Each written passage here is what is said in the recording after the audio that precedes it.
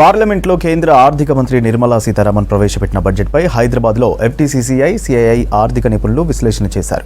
పరిశ్రమలు, రైతులు, మహిళలు, యువతను ఆకట్టుకునే విధంగా బడ్జెట్ రూపొందించారన్నారు. ట్యాక్స్ స్లాబ్లను మార్చడంతో ప్రైవేటు ఉద్యోగస్తులకు బెనిఫిట్ ఉంటుందన్నారు economic experts.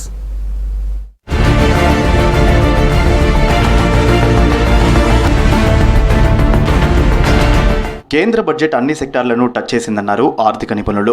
Growth oriented budget దేశ అభివృద్ధికి ఉపయోగపడుతుందని ప్రశంసించారు. 12 లక్షల రూపాయల వరకు ఇచ్చిన ట్యాక్స్ రిలీఫ్తో నగదు వినియోగం పెరుగుతుందన్నారు ఎఫ్టీసీసీఐ అధ్యక్షుడు సురేష్ కుమార్, వైస్ ప్రెసిడెంట్ రవికుమార్, సభ్యులు Srinivas. Budget is very useful for MSME and keeping Viksit Bharat in tune. If Viksit Bharat 2047 has to be successful, I think MSME has to be the backbone, because medium sector and the small sector companies should grow. It's not just few large companies to grow. Keeping this in mind, I think this budget is very useful, because especially when it comes to certain minerals which are not available in the country, and for MSMEs to import that, as our president was telling. Generally, మన employment చూసుకుంటే 3 industrial sectors high labour intensive. ఒకటేమో textiles, రెండేమో leather, మూడేమో food processing, food అవన్నీ, fish అవనండి. ఈ 3 సెక్టర్కి చాలా customs duty rationalization అవనండి, లేకపోతే ఫండ్స్ క్రియేట్ చేయడం అండి. దీనివల్ల ఎంప్లాయ్మెంట్ జనరేట్ అవుతుందని మన అభిప్రాయం. కేంద్ర బడ్జెట్ జనరంజకంగా ఉందన్నారు ఆర్థిక నిపుణులు సుధీర్ కుమార్. వ్యాపారాలను ఎంకరేజ్ చేసేలా బడ్జెట్ ఉందని చెప్పారు. పరిశ్రమలకు బడ్జెట్లో ప్రాధాన్యత ఇచ్చారని తెలిపారు. వేతన జీవులకు ఊహించిన దానికంటే ఎక్కువ మినహాయింపు లభించిందన్నారు ఆర్థిక నిపుణులు. ఈసారి budget is a balance budget అని చెప్పొచ్చు. ఇంప్రెస్డ్ విత్ దిస్ బడ్జెట్, ఎందుకంటే ఈ బడ్జెట్ లో ఏది ఫ్రీబీస్ లేదు, ఎక్కడా ఫ్రీబీస్ మాట్లాడలే, except for interest subvention for startups. అది తప్పితే ఎక్కడ ఫ్రీబీస్ అన్నది ఎక్కడ మాట్లాడలేదు. So it is a progressive budget and looking at investment. ఈ బడ్జెట్ లో రైట్ ఫ్రమ్ అగ్రికల్చర్ ఉండొచ్చు, హెల్త్ సపోర్ట్ ఉండొచ్చు, లేదా మన ఏఐ ఉండొచ్చు, increasing the medical college seats ఉండొచ్చు, ఐఐటి ఎన్హాన్స్మెంట్ ఉండొచ్చు. Everything is a progressive. అన్ని ముందు చూపుతో చేసిన బడ్జెట్ ఇది. Finance minister has taken many steps which are appreciable, and it's a very good budget, pro people, pro citizens of this country, pro industry friendly budget, and they have given many things to MSME sector, and credit accessibility is also been extended. 1 కోటి మంది gig workers కు health కార్డులు ఇవ్వడం మంచి పరిణామమన్నారు CII ఆర్థిక నిపుణులు. యువతకు, రైతులకు బడ్జెట్లో ప్రాధాన్యత ఇచ్చారని, సెంటర్ ఆఫ్ ఎక్సలెన్స్ యువతకు ఎంతో ఉపయోగపడుతుందని తెలిపారు. The fundamental focus is to increase our GDP, to ensure that we as a country are growing at a good rate. So how has she done this? First, by looking at middle class salaried personnel who have taxation up to 12 lakhs, to look at reduction of tax rates and tax slabs. That's first. Second is to increase the spending on infrastructure, that is across all the states and many parts of the country. ఒక organise స్ట్రక్చర్లో ఉంటే even the people, ప్రజలందరికీ చాలా హెల్ప్ఫుల్గా ఉంటుంది. ఇది చాలా మంచి initiative అని నేను భావిస్తున్నాను. తర్వాత medical education number of seats పెంచడం కూడా మంచి ఇనిషియేటివ్.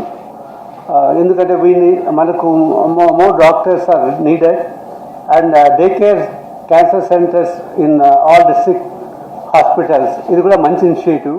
కిసాన్ క్రెడిట్ కార్డ్స్ 5 లక్షల రూపాయల పరిమితి చేయడం రైతులకు ఉపయోగపడుతుందని చెప్పారు.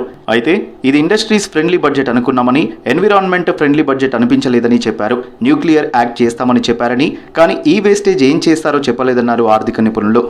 ఒక కామన్ మ్యాన్ కి ఫ్రెండ్లీ బడ్జెట్ అని అనుకుంటున్నాం మేము. ఇది అయితే ఇండస్ట్రీకి కూడా ఫ్రెండ్లీ బడ్జెటే అనుకుంటున్నాం, కానీ ఈ క్లైమేట్ చేంజ్ మీద ప్యారిస్ అగ్రిమెంట్లో 2070 కల్లా నెట్ జీరో కంట్రీ అవుతామని చెప్పి అన్నాము.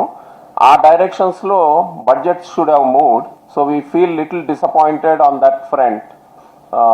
ఆ డైరెక్షన్లో పెద్ద మూవ్ అవ్వట్లేదు.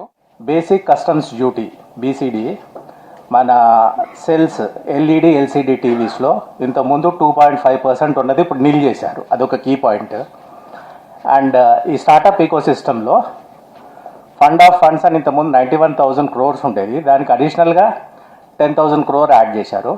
ఈ యొక్క స్టార్టప్ అంకుర పరిశ్రమలకి ఇది చాలా ఊతమిస్తుంది. కేంద్ర బడ్జెట్ కామన్ మ్యాన్ ఫ్రెండ్లీ బడ్జెట్లా ఉందన్నారు సిఐఐ మాజీ chairman C Shekar Reddy. Budget చాలా బాగుందని అభిప్రాయపడ్డారు. యువతకు రైతులకు ప్రాధాన్యత ఇచ్చారని తెలిపారు. సెంటర్ ఆఫ్ ఎక్సలెన్స్ యువతకి ఎంతో ఉపయోగపడుతుందని తెలిపారు. మధ్యతరగతి ఉద్యోగులకు లాభదాయకంగా ట్యాక్స్ స్లాబులు మార్చడం సంతోషకరమన్నారు సిఐఐ మాజీ చైర్మన్ సి శేఖర్ రెడ్డి. అందరికీ మనం కంగ్రాచులేట్ చేయాల్సింది మిడిల్ క్లాస్ పీపుల్ ఏదంటే ఎవరికైతే 12 lakhs వరకు ఇన్కమ్ ఉందో వాళ్ళకు నో ట్యాక్స్ అని అంటున్నారు. ఈవెన్ శాలరీడ్ పీపుల్ అయితే అప్ టు 12.5 lakhs వరకు కూడా ఇన్కమ్ ట్యాక్స్ పే చేయాల్సిన అవసరం అన్నారు. సో రియల్ ఎస్టేట్ పరంగా ఇల్లు లేని వాళ్ళు ఆరు సెకండ్ ఇల్లు కొనుక్కోవాలని వాళ్ళకి ఏంటంటే ఈ ఏదైతే బెనిఫిట్ అయితే వస్తుందో ట్యాక్స్ రూపంలో బెనిఫిట్ పొందుతున్నారో కట్టకుండా మిగిలిపోయేది ఉంది కదా, అది వాళ్ళకి సర్ప్లస్. కేంద్రం ప్రవేశపెట్టిన బడ్జెట్ బీహార్ సెంటర్గా నిధులు కేటాయించిందన్నారు agriculture university vice chancellor Janaiah. Delhi ఎన్నికలను దృష్టిలో పెట్టుకుని 12 లక్షల రూపాయల ట్యాక్స్ ఎగ్జంప్షన్ ఇచ్చారన్నారు. తెలంగాణకి ఏమీ ఇవ్వలేదు కానీ ఏపీ పోలవరానికి 32,000 కోట్లు కేటాయించారన్నారు. మధ్యతరగతి వారికి సేవింగ్స్ ను ఎంకరేజ్ చేసే విధంగా కేంద్ర బడ్జెట్ ఉందన్నారు వైస్ ఛాన్సలర్ జానయ్య. ఆంధ్రప్రదేశ్కు ఏదో 32,000 కోట్లు పోలవరానికి సమకూర్చమంటే లోన్ ఇస్తామని చెప్పారు. బహుశా అది కమిట్మెంట్ నేషనల్ ప్రాజెక్ట్ కాబట్టి. బట్ తెలంగాణకైతే ఎలాంటి ఒక ప్రొవిజన్ లేదు. తెలంగాణ పదమే లేదు మొత్తం బడ్జెట్లో. అందరం ఐఏఎం వస్తుంది అనుకున్నాం, ఇండియన్ ఇన్స్టిట్యూట్ ఆఫ్ మేనేజ్మెంట్. ఎందుకంటే 2014 రీఆర్గనైజేషన్ యాక్ట్లో కూడా చెప్పారు ఇస్తామని, ఇంతవరకు ఇవ్వలేదు. కేంద్రం ప్రవేశపెట్టిన బడ్జెట్ ఆశాజనకంగా ఉందన్నారు ఆర్థిక నిపుణులు. ఉద్యోగస్తులకు, రైతులకు, పరిశ్రమలకు అధిక ప్రాధాన్యత ఇచ్చారన్నారు.